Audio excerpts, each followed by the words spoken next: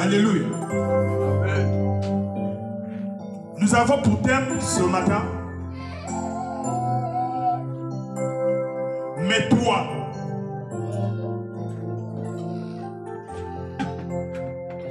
Mais toi voudrait dire que la parole de Dieu veut nous indexer. La parole de Dieu veut nous toucher. Cette parole n'est adressée pas à celui qui est à ta gauche, pas à celui qui est à ta droite, mais cette parole est adressée à toi.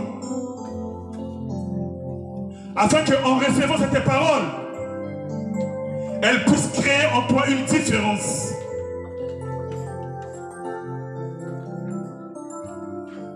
Il est écrit, il faudrait qu'il y ait une différence entre ceux qui servent Dieu et ceux qui ne le servent pas. Mais toi, prête l'oreille, sois attentif à ce que Dieu te dit. Le Seigneur Jésus-Christ, dans sa prière sacerdotale,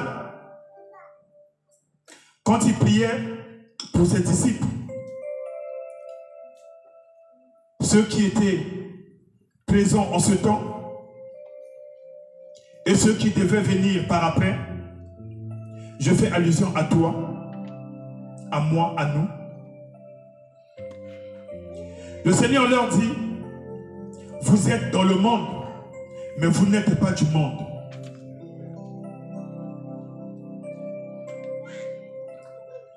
Un enfant de Dieu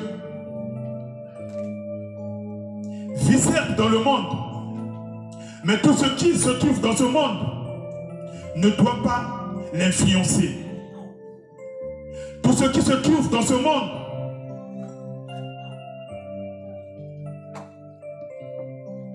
ne doit pas l'intéresser. Un enfant de Dieu ne doit pas se focaliser des choses qui sont passagères. Ne doit pas se focaliser des choses qui sont éphémères. Dans sa parole, il est écrit, pourquoi gagner ce monde et perdre notre âme? Alléluia. Amen. Mais toi, ne suis pas les foules. Mais toi, ne fais pas les choses comme les autres font. Mais toi, ne te comporte pas comme les autres. Il faudrait qu'il y ait une différence. Alléluia.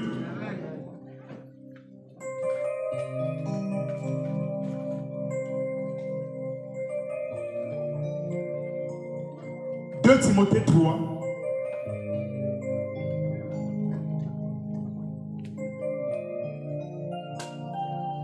Timothée 3.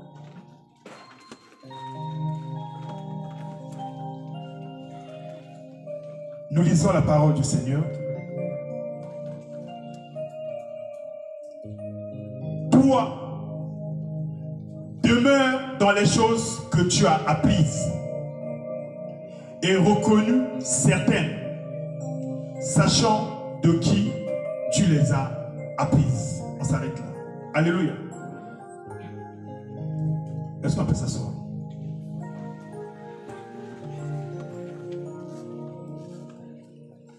Toi, demeure dans les choses que tu as apprises.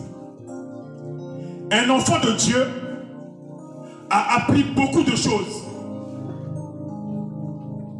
Quand on accepte le Seigneur Jésus comme Seigneur et Sauveur, notre vie doit changer. Notre vie ne doit pas rester la même. Nous commençons à apprendre les choses que nous ne savions pas. Parce que nous avons reçu l'esprit de la révélation. Et cet esprit en nous commence à nous révéler les choses cachées. Les choses qui, auparavant pour nous, nous n'arrivions pas à les comprendre, ni à les saisir. Alléluia. Paul dit à son fils spirituel Timothée, toi, alléluia. Il ne dit pas à une autre personne, mais il s'adresse à Timothée. Comme cette parole qui est en train de sortir, c'est pour toi. Toi, demeure dans les choses que tu as apprises.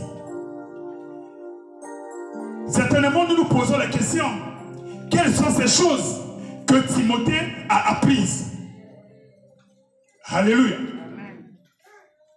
Les choses que Timothée a apprises quand on est enfant de Dieu, ça ne peut que être la parole de Dieu. Alléluia.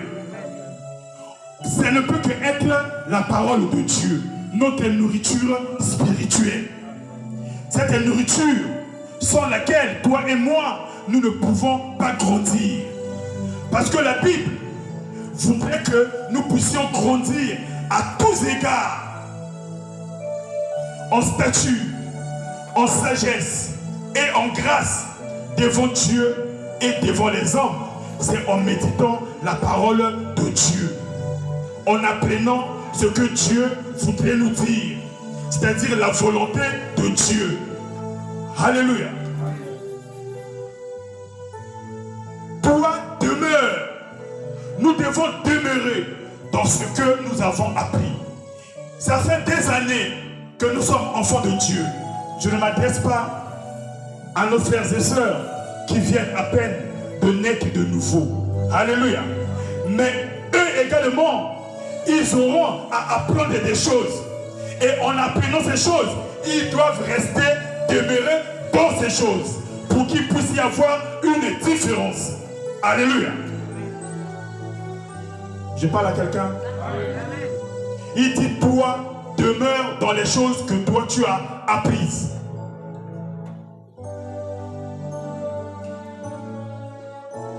Dès ton enfance, tu connais les saintes lettres qui peuvent te rendre des sages à salut par la foi en Jésus-Christ.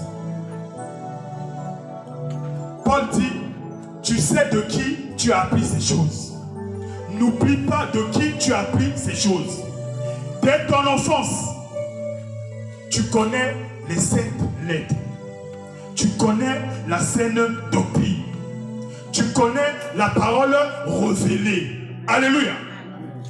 Paul ne parle pas de la parole qui est cachée. Paul parle de ce que Dieu a révélé à ses enfants. Paul parle de la volonté de Dieu pour toi. Je n'aimerais pas parler pour nous tous, mais j'aimerais que cette parole te concerne toi. Mais toi, alléluia. Dès ton enfance, tu connais les saintes lettres, la parole de Dieu, qui seul peut te rendre sage. Et ce n'est pas n'importe quelle sagesse. Ce n'est pas la sagesse de ce monde, mais la sagesse qui te conduit au salut. Alléluia. Amen. La sagesse qui sauve ton âme de la perdition.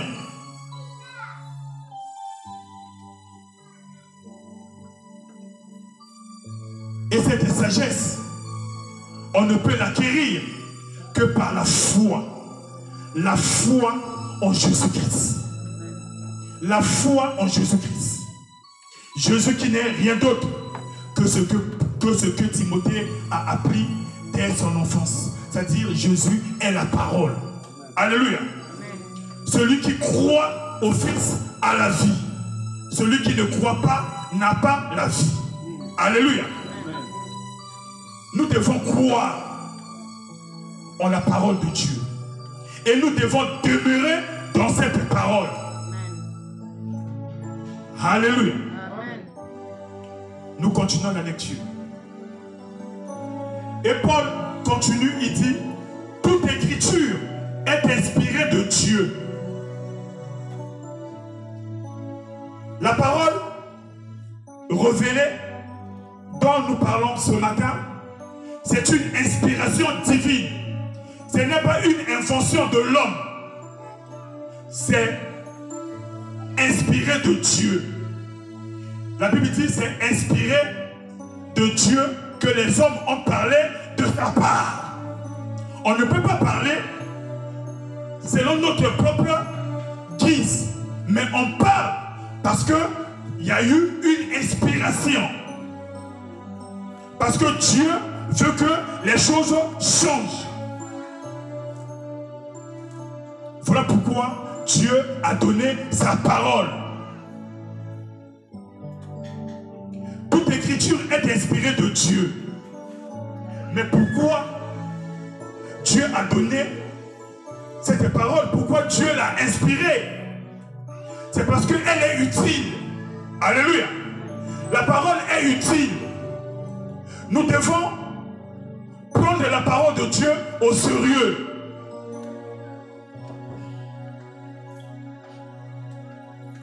Ce qui est primordial pour un enfant de Dieu, c'est la parole.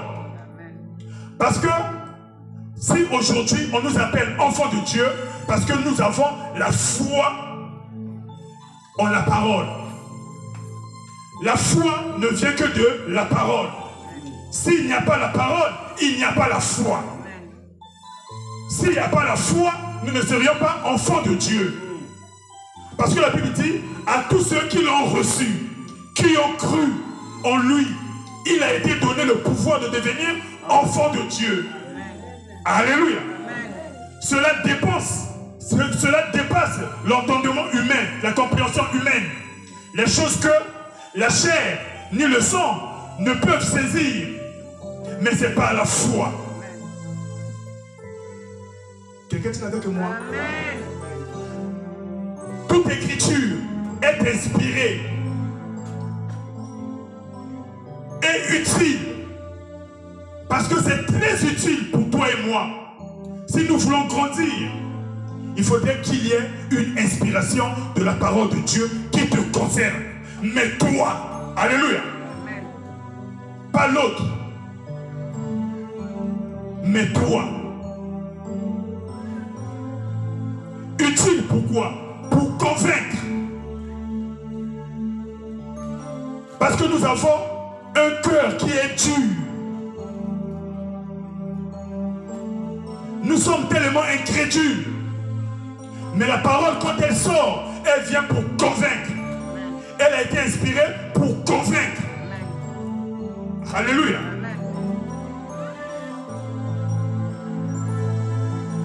Pour corriger.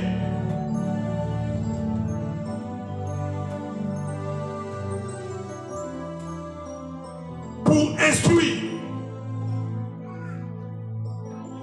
Afin que l'homme de Dieu, afin que ceux qui sont de Dieu, alléluia.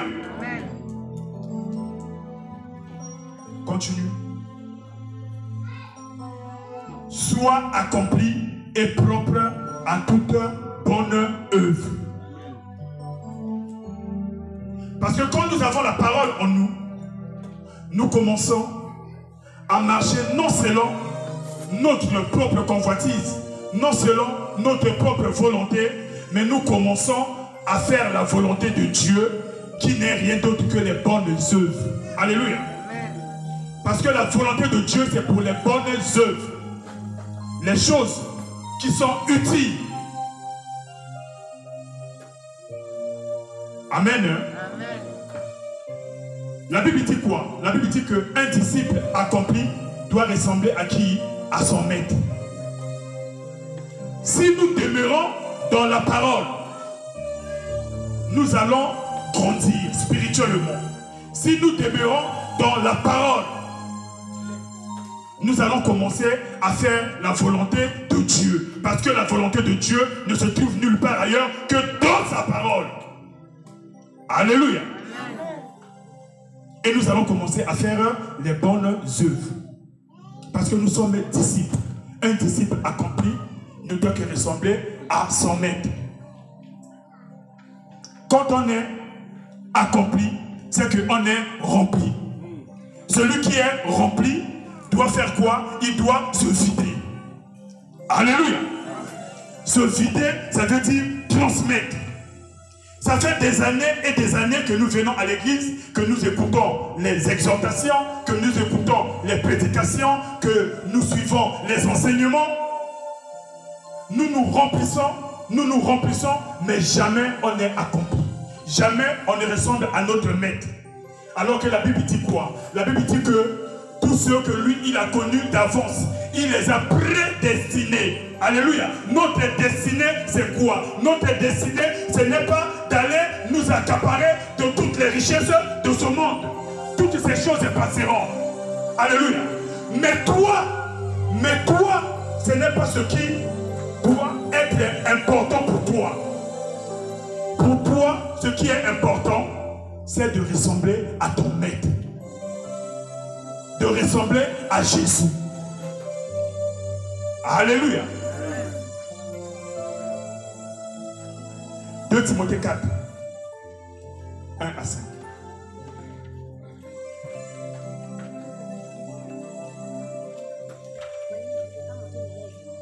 Paul continue. Il s'adresse toujours à Timothée. Après avoir dit à son fils spirituel de demeurer dans la parole, de demeurer dans les choses que lui, il a apprises, de ne pas s'écarter de ces choses, mais de rester fidèle. Alléluia. Il dit, je t'en conjure. Il prend Dieu à témoin. Il prend Jésus-Christ à témoin. Je t'en conjure devant Dieu et devant Jésus-Christ, qui doit juger les vivants et les morts, au nom de son apparition et au nom de son royaume. Amen. Je t'en conjure. Si je veux paraphraser ce que Paul voudrait nous dire ici, il dit, ce que je te demande de faire dans la présence de Dieu, ce que je te demande de faire dans la présence du Seigneur Jésus-Christ. Alléluia. Amen.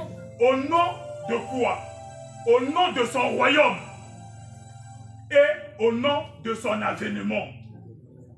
Parce que toi et moi, nous ne sommes pas de ce monde. Comme je l'ai dit tantôt en commençant cette prédication. Nous sommes dans le monde, mais nous ne sommes pas du monde. Amen. Nous faisons partie du royaume de Dieu. Amen. Parce que nous sommes enfants de Dieu. La Bible dit, cherchez premièrement le royaume et sa justice. Et le reste vous serez donné par-dessus. Mais aujourd'hui, nous nous précipitons plus, nous nous focalisons plus sur les choses de ce monde qui sont passagères. Nous oublions la parole. La parole qui doit être primordiale pour nous. La priorité, c'est la parole de Dieu. Parce que la parole est Dieu lui-même. Alléluia. Amen. Nous devons demeurer dans cette parole. Jésus dit à ses disciples que si vous demeurez dans ma parole et que ma parole demeure en vous, alléluia, n'allons pas chercher le miracle ailleurs. Ne suivons pas les hommes de Dieu n'importe comment, mais demeurons dans la parole. Amen. Si nous demeurons dans la parole, Jésus dit, demandez tout ce que vous voudrez et cela vous serait accordé. Amen. nous demandons, nous ne recevons pas parce que nous ne sommes pas dans la parole. Et la parole n'est pas en nous. Amen.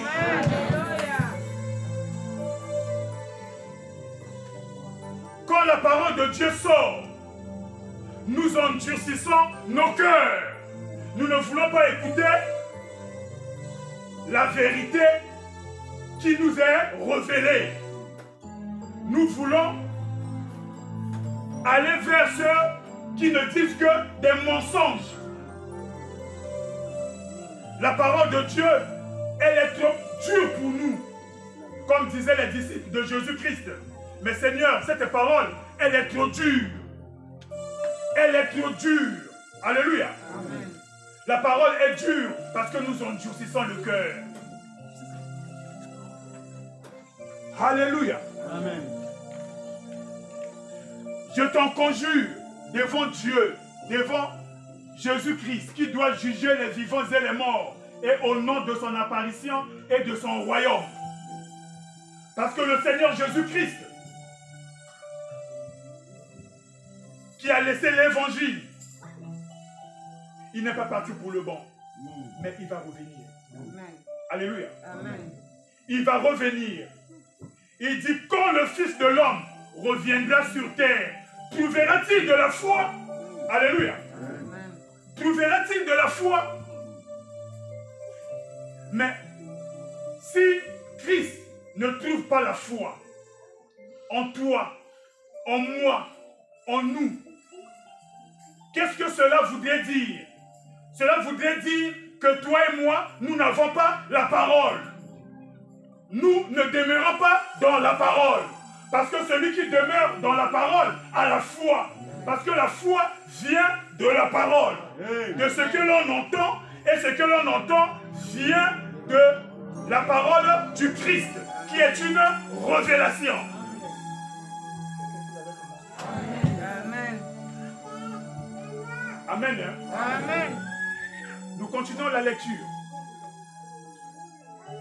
Il dit prêche, insiste en toute occasion, favorable ou non, reprend, censure, exhorte avec toute douceur et en instruisant. Si la parole demeure en nous, il y a trois choses que toi et moi nous devons faire. C'est ce que l'apôtre Paul a dit à Timothée. Tu demeures dans la parole. Voici ce que toi tu dois faire. Premièrement, tu dois prêcher. Tu dois transmettre ce que toi tu as reçu aux autres. 2 Timothée 2.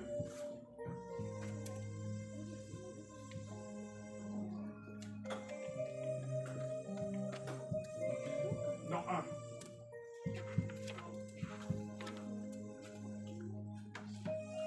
1. Toi donc, mon enfant, fortifie-toi dans la grâce qui est en Jésus-Christ. Continue. Et ce que tu as entendu de moi, en présence de beaucoup de témoins, confie-le à des hommes fidèles qui soient capables de l'enseigner aussi à d'autres. Alléluia. Amen. Quand on vient recevoir, quand on se remplit, comme je disais tantôt, on ne se remplit pas pour garder ce dépôt en nous. Nous devons également le transmettre aux autres. Alléluia. Amen. Donc si nous demeurons dans la parole, cette parole va faire quoi?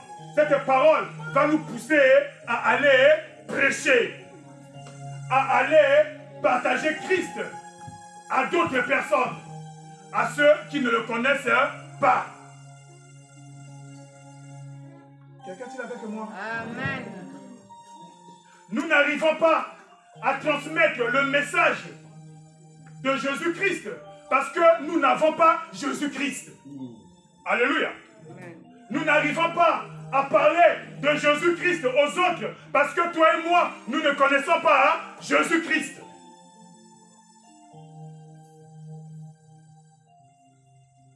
l'apôtre Paul dit ce que Timothée devait faire, prêcher la parole. Et la parole que Timothée devait prêcher, ce n'est pas n'importe quelle parole, c'est la parole révélée. Amen. Alléluia. Il ne devait pas prêcher n'importe quoi. Il ne devait pas prêcher ses pensées à lui. Il ne devait pas prêcher ce que Dieu n'a pas dit. Alléluia. Amen. Mais il devait prêcher ce que Dieu a dit, ce qui est révélé.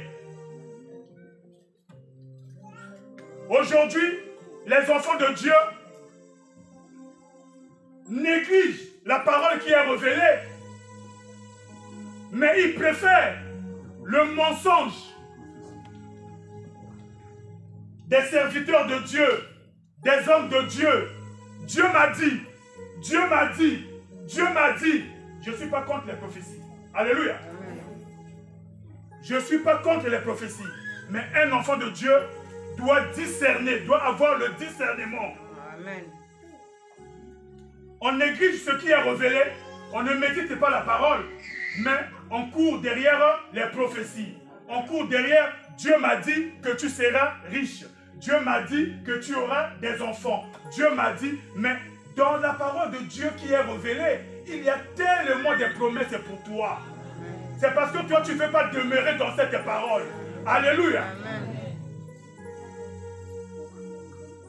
Nous devons demeurer dans la parole. Si ma parole demeure en vous et que vous demeurez dans ma parole, demandez tout ce que vous voudrez, dit le Seigneur Jésus-Christ, et cela vous serait accordé. Amen. Ce que Paul devait faire, c'est de prêcher la parole. Parce que il en a reçu, il était rempli et il devait prêcher la parole. Quand il devait également le faire, non seulement prêcher, mais quand il devait le faire. Alléluia. La Bible nous dit, on continue. On revient au 3. On repart à 4. 2 Timothée 2, 4. Prêche la parole, insiste en toute occasion, favorable ou non. Alléluia. Amen. Quand prêcher la parole, en toute occasion, quelles que soient les situations, quelles que soient les circonstances,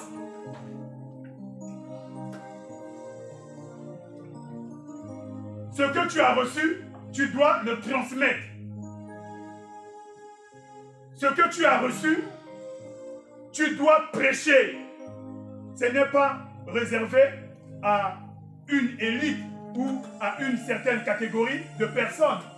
Les pasteurs, les évangélistes, les anciens, de prêcher. Quand on reçoit la parole de Dieu, on devient évangéliste. Amen. Alléluia. Parce que la mission nous a été donnée. Il dit, tout pouvoir m'a été donné dans les cieux, sur la terre. Allez, faites de toutes les nations des disciples. Ici, il s'adresse à qui? Il s'adresse à tous ceux qui l'ont reçu. À tous ceux qui sont appelés enfants de Dieu, qui ont reçu le pouvoir d'être appelés enfants de Dieu. Nous avons une mission d'aller annoncer la bonne nouvelle. Amen. Annoncer, c'est prêcher. Alléluia. Amen. 2 Corinthiens 6, 2.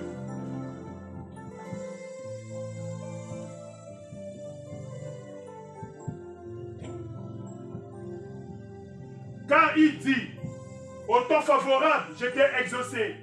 Au jour du salut, j'étais secouru. Voici maintenant le temps favorable. Voici maintenant le jour du salut. Alléluia.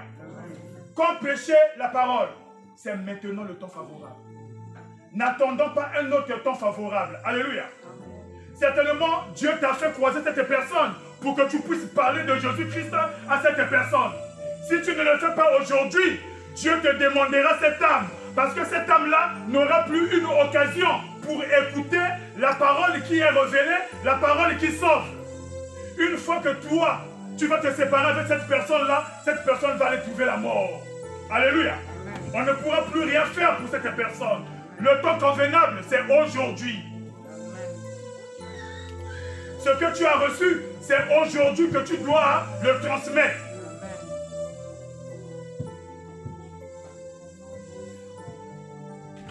On n'a pas assez de temps. Dans Acte 24, on peut lire rapidement, Acte 24.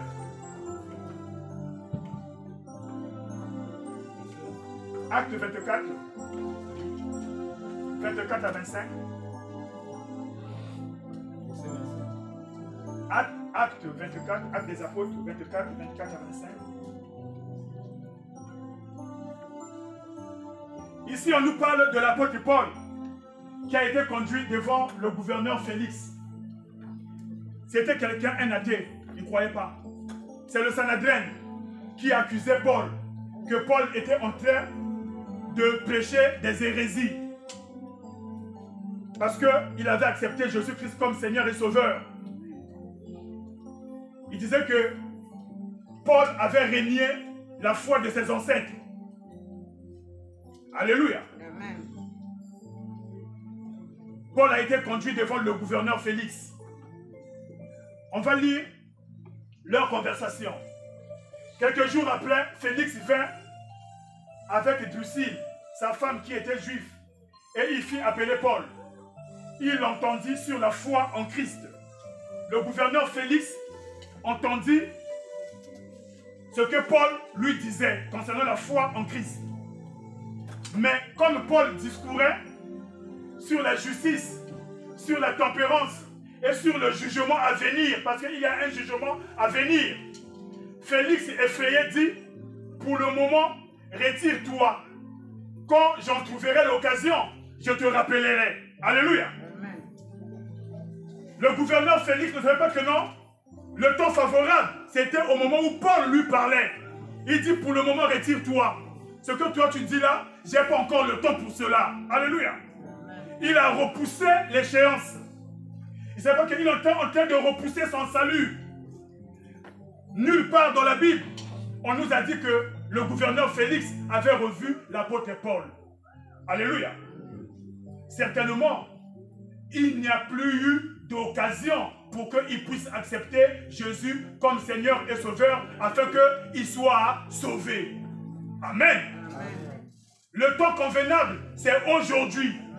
La Bible dit aujourd'hui, si tu entends ma parole, n'endurcis pas ton cœur. N'endurcis pas ton cœur. Alléluia. Amen. Et il dit encore comment il devait le faire. Comment Timothée devait faire pour prêcher. On revient dans 2 Timothée 4. Comment Timothée devait faire pour prêcher la parole. Il devait reprendre. Il devait censurer. Il devait exhorter avec toute douceur et en instruisant. Alléluia. Amen. Il faut reprendre. Quand on prêche la parole, quand on voit que les gens sont incrédules, on doit les reprendre. On a lu ici que toute écriture est inspirée de Dieu et utile pour convaincre, pour corriger. Alléluia. Amen. C'est ce que nous faisons ici. Mais aujourd'hui, les gens préfèrent écouter les bonnes choses, les choses qui sont agréables à leur goût, les choses qui sont agréables selon leur entendement, les choses qui sont agréables selon leur ego. Alléluia. Amen. La Bible dit dans les derniers temps, dans les derniers jours, les gens seront insensibles à la parole de Dieu. Insensibles. Nous sommes en train d'écouter cette parole. Au sortir de ces lieux, on va tout oublier. Alléluia. On va carrément tout oublier.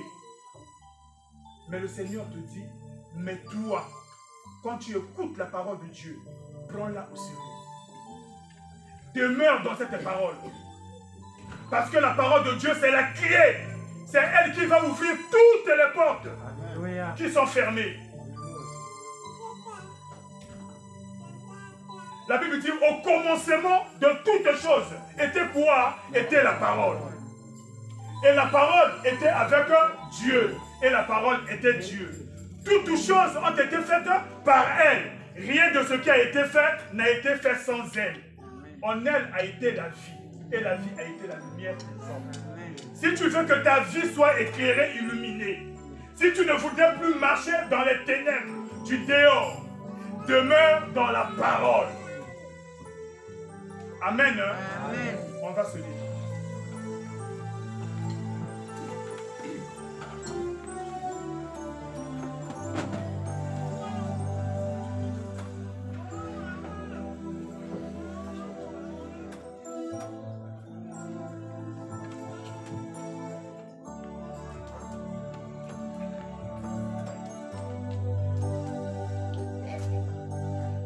Le Seigneur dit à Josué,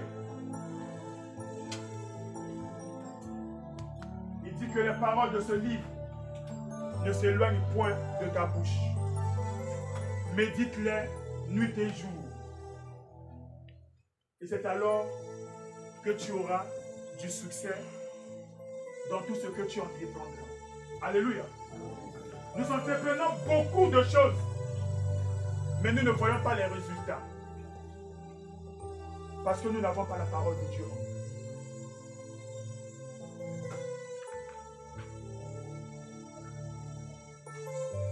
Nous avons des projets. La Bible dit que le cœur de l'homme est plein de projets. Mais ce sont les desseins de l'Éternel qui s'accomplissent. Les desseins de Dieu ne sont nulle part que dans sa parole. Alléluia. Nous devons serrer la parole de Dieu dans notre cœur. Parce que le cœur de l'homme est tortueux par-dessus tout. Mais quand nous mettons la parole de Dieu dans notre cœur, la parole va redresser notre cœur. Alléluia. Nous commencerons à marcher convenablement selon les instructions, selon les commandements et selon les ordonnances de ce qui nous est révélé. Amen. Moi, j'aimerais que tu puisses prier, tu puisses dire, Seigneur,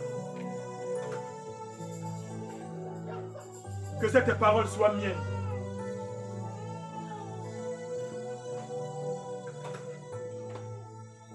J'aimerais que cette parole soit ancrée en moi.